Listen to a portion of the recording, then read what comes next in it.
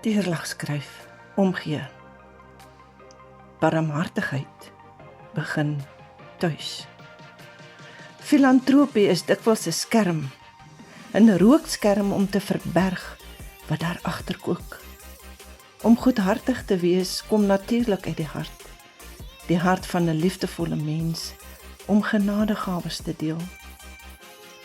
Daar is mense wat van nature hulpvaardig is. Party is weer stomp in hulle verweer tot enige toenadering.